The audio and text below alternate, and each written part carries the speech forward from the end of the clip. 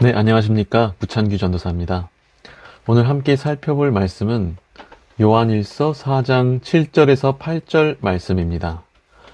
요한일서 4장 7절에서 8절, 7절입니다. 사랑하는 자들아, 우리가 서로 사랑하자. 사랑은 하나님께 속한 것이니 사랑하는 자마다 하나님으로부터 나서 하나님을 알고 사랑하지 아니하는 자는 하나님을 알지 못하나니 이는 하나님은 사랑이심이라. 아멘. 여러분은 구원의 확신이 있으신가요? 우리는 그저 믿음으로 구원받죠. 우리는 그저 그 은혜를 받아들임으로 구원받습니다. 그런데 이 구원의 확신 문제는 좀 별개이죠. 우리는 헷갈리고 두려워할 수 있습니다. 내가 구원받았는가? 받지 않았는가? 일단 중고청 학생들이 그래요. 제가 오자마자 바로 물어봤어요. 여러분, 예수님 믿어요? 이렇게 물어봤어요. 예수 믿는데요.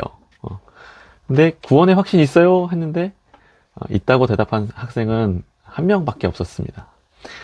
그래서 오늘 본문을 쭉 살펴볼 텐데, 본문에는 이 구원의 확신이 생기는 그 방법, 비결이 나옵니다. 바로 정답을 말씀드리면요. 사랑하는 겁니다. 사랑하면 구원의 확신이 생겨요. 우리는 사랑하여 사랑이신 하나님을 알고 내가 하나님께 속한 줄, 그로부터 난 줄을 압니다. 7절, 8절이 그런 말씀이죠. 다시 한번 읽을게요. 사랑하는 자들아, 우리가 서로 사랑하자. 사랑은 하나님께 속한 것이니 사랑하는 자마다 하나님으로부터 나서 하나님을 알고 사랑하지 아니하는 자는 하나님을 알지 못하나니 이는 하나님은 사랑이심이라. 여러분, 소가 자식을 낳으면 송아지죠. 송아지고 말이 자식을 낳으면 망아지죠. 그러면 사랑이신 하나님, 밤낮 사랑하는 하나님이 아들을 낳으면 사랑하는 자가 나와야 됩니다. 아버지가 사랑이면 자식 또한 사랑이어야 하죠. 그래서 요한은 사랑하자 얘기하는데 그 이유는 다시 말씀드리지만 내가 사랑해야지, 내가 하나님께 속한 줄, 그로부터 난 줄 알기 때문입니다. 또 같은 맥락으로 12절에 보면요, 우리가 사랑하면 그의 사랑이 온전히 이루어진다 기록되어 있는데요, 여기서 온전히 이루어진다는 게 중요합니다. 하나님의 사랑은 이미 온전하죠. 이 말은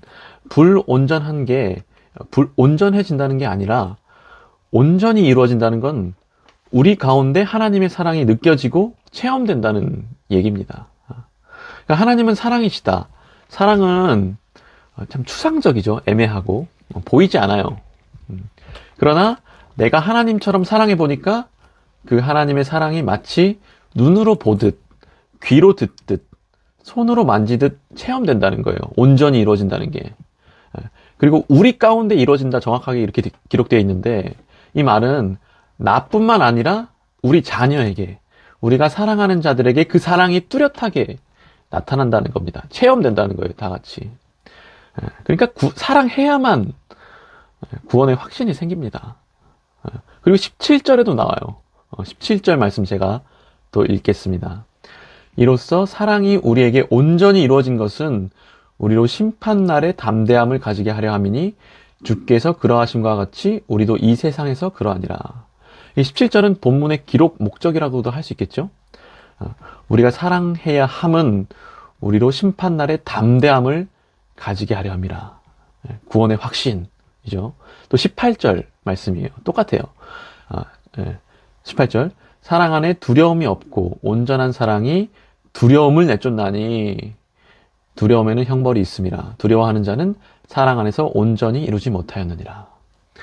그러니까 여러분, 사랑해야겠죠? 우리는 사랑하는 수밖에 없습니다.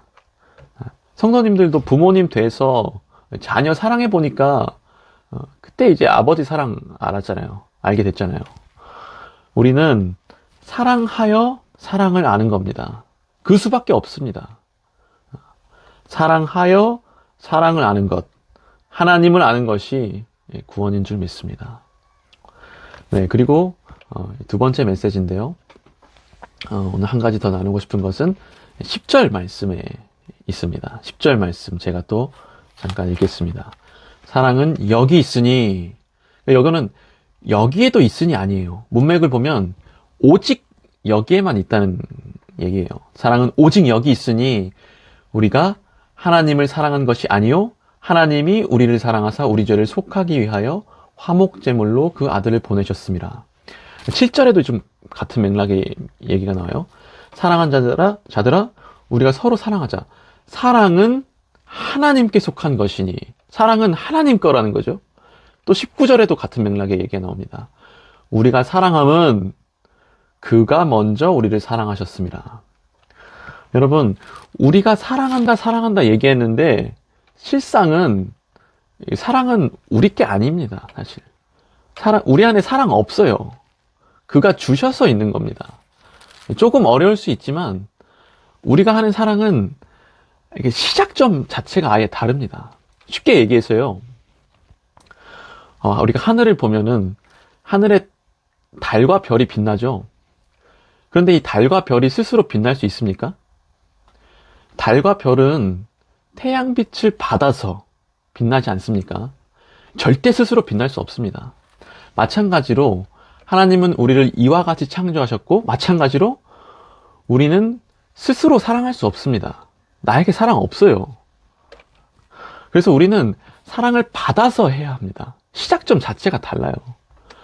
이걸 또 더 쉽게 그냥 얘기하면요, 더 쉽게 얘기하면 예수 없는 사랑은 사랑이 아닙니다. 잘 아시리라 생각하지만 질문 하나 드릴게요. 내가 사랑하면 사랑입니까? 내가 내 새끼 사랑한다는데, 내가 내 여자친구 사랑한다는데 사랑이지, 내가 예배한다는데 예배지, 이렇게 얘기할 수 있습니까? 만약 누군가 그렇게 얘기한다면 그 사람은 복음을 처음부터 다시 배워야 됩니다. 사랑을 처음부터 다시 배워야 되죠. 왜냐하면 이건 내가 하나님 하겠다는 거거든요. 완전 월권행위입니다. 사랑은 하나님께 속했습니다. 하나님 거예요. 내 전유물 아닙니다. 사랑은 오직 여기 있습니다. 왜 우리가 예수님의 이름으로 기도드립니까? 내 이름으로 기도드립니까? 내가 기도드린다는데, 내가 예배한다는데, 내가 사랑한다는데 감히 누가 나한테 따져? 이렇게 얘기할 수 있나요? 있을 수 없는 얘기입니다. 다시 말씀드리지만 이거는 내가 하나님 하겠다는 겁니다. 그러므로 우리는 반드시 예수님의 이름으로 기도드리고 사랑해야 합니다. 사랑은 받는 사람이 알죠. 사랑은 받는 사람이 압니다. 그리고 우리가 하는 모든 사랑은 하나님이 받으시고, 그게 사랑인지 아닌지 하나님이 받으시고 하나님이 판단하십니다. 그러므로 우리는 반드시 예수 그리스도의 이름으로 사랑해야 합니다. 예수 없는 사랑은 정말 안타깝지만 가짜입니다. 네, 이제 기도 제목 나누겠습니다. 먼저 감사 기도 드리기 원합니다. 이렇게 기도했으면 좋겠어요. 주님, 사랑 한 점 없는 우리에게 사랑을 주시니, 사랑할 수 있도록 예수님의 이름을 주시니 감사하다고. 그래서 두려움 없고 담대하게 하시니 감사하다고 우리가 기도하기 원합니다. 감사하잖아요. 사랑할 수 있는 게. 그리고 두 번째로, 사랑하기 힘든 사람 있죠. 사랑하기 힘든 사람을 위해 기도하기 원합니다. 이렇게 기도했으면 좋겠습니다. 주님, 내가 사랑하기 힘든 사람이 있습니다. 사랑하기 너무나 어렵습니다. 그러나 주의 사랑이 온전히 이루어지기 원합니다. 그 사랑이 나에게 이루어지고 그 사람에게 이루어지기 원합니다. 이렇게 기도하기를 원합니다. 끝으로 회개 기도하기 원합니다. 주님, 내 마음대로 내 뜻대로 사랑하였습니다. 예수님의 이름을 구하지 않았습니다. 주님, 용서하여 주시고 날마다 예수님의 이름을 구하는 우리 되게 하옵소서. 우리가 이렇게 기도해야 할 줄로 믿습니다.